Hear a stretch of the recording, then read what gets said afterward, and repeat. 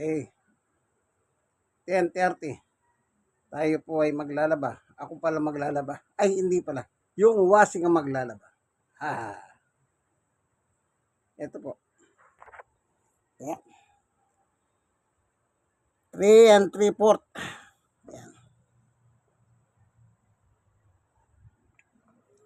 Assorted.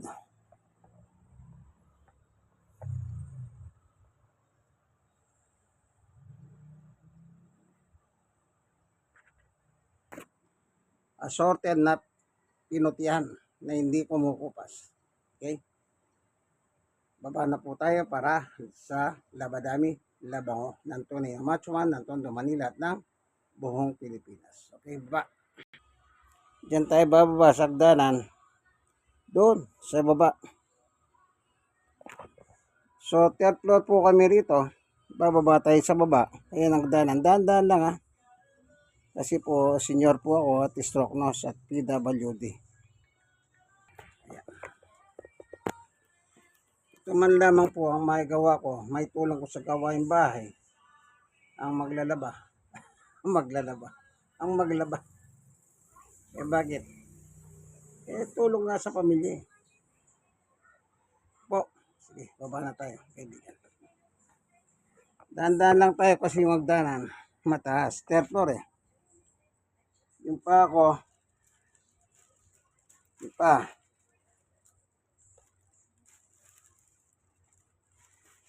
Yan.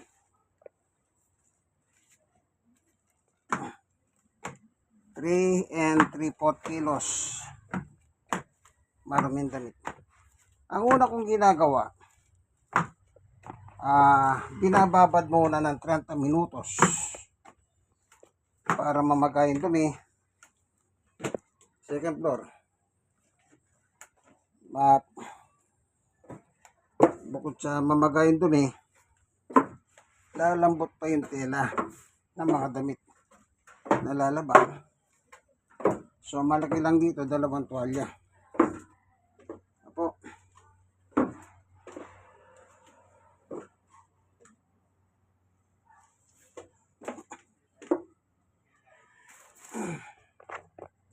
Yan, nasa baba na. Nasa baba.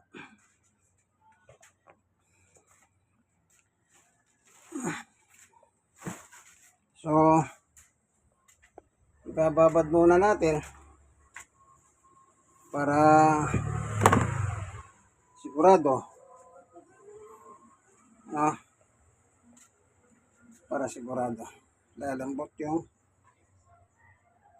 damit at mamamaga yung dumi.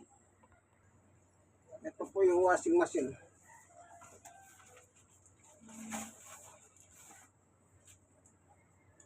Yan. Iniikot ko muna ng ganyan. Kasi kung minsan, pag hindi mo iniikot ng ganyan, pag in-start mo ay umikot, pagkasasabay, ay sira na naman.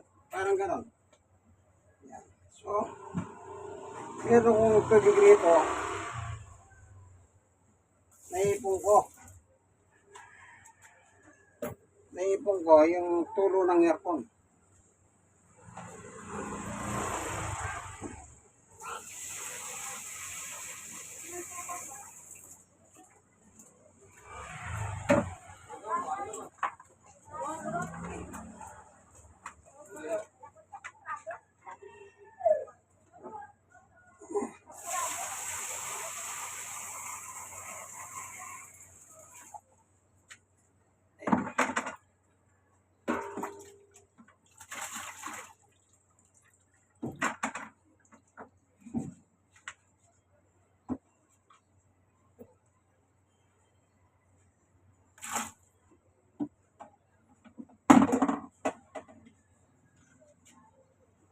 So,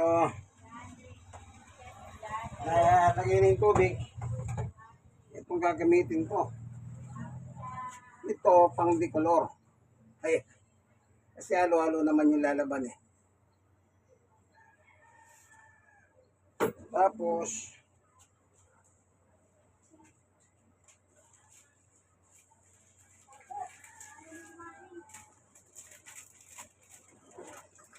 Ito. Limang ganito. Lima. Ibababad ko muna sa washing machine yung damit. Saka, 4 ng Sharp fabric conditioner para mabango naman. Ito yung washing machine po. Ano?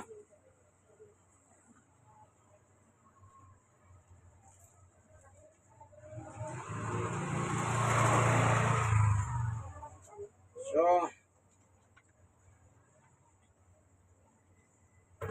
lalagyan natin ng tubig.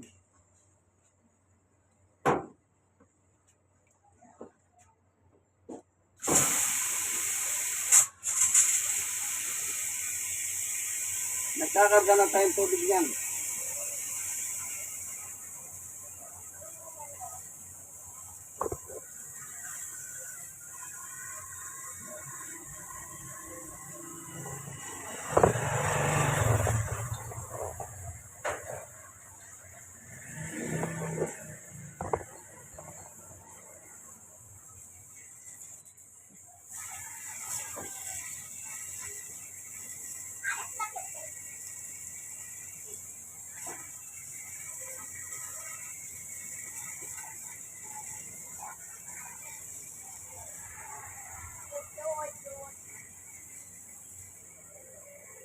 Ano po, senior na ako, 64. Going to 65 ako sa August.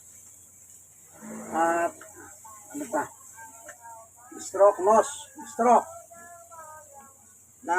na taon at 6 na buwan. Kaya sa August is 7 years na akong stroke. At PWD kasi yung isa kong tuhod may pulit sa gilid. Sa gilid lang naman. Hindi buo, sa gilid lang. 6 years.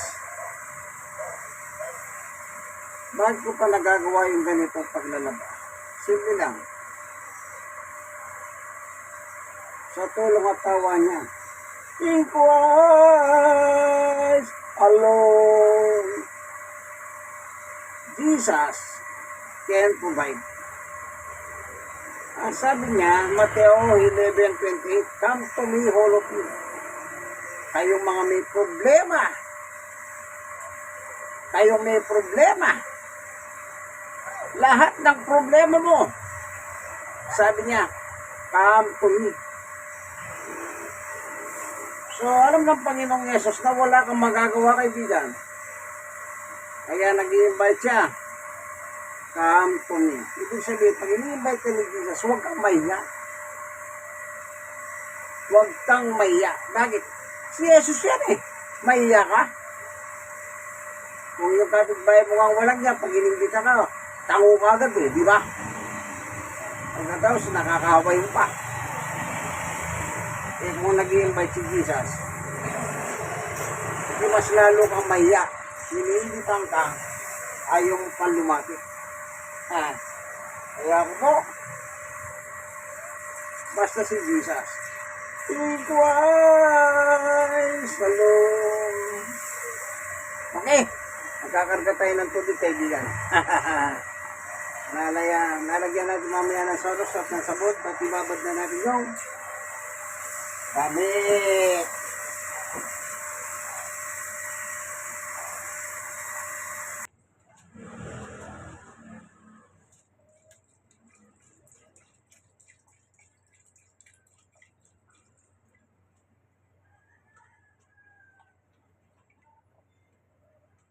So, nalagyan ng Sorox. Sabon naman ilalagay natin. Lagay natin sabon, ayan. Tinunaw ko na. Ay, nilagay ko lang dito. Yun.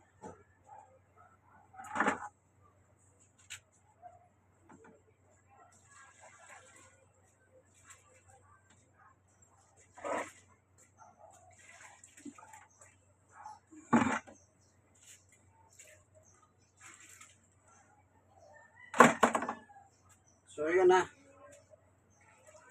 May Sunrox na may sabon pa. So, anong gagawin natin ngayon? Siyempre, magbababad na po.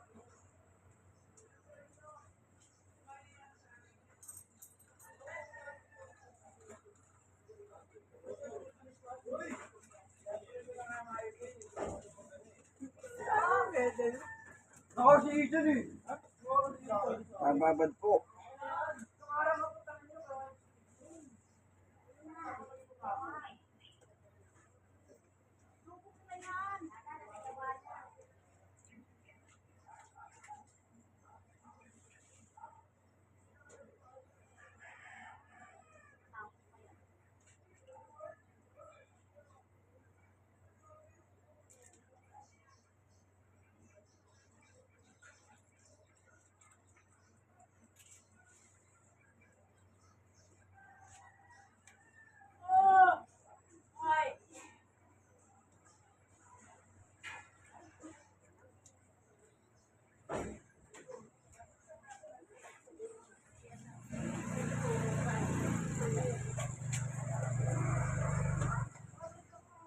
Oh, bilisan mo, kalagi na lakasan na. Oh, kunin mo yung mga libro ha.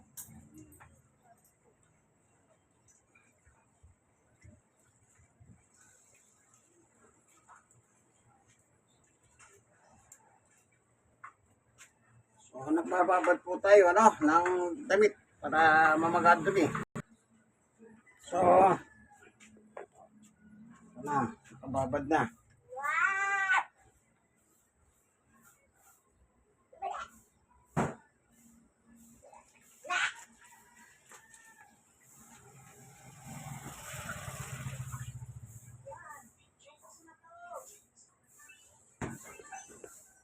Nakababad na.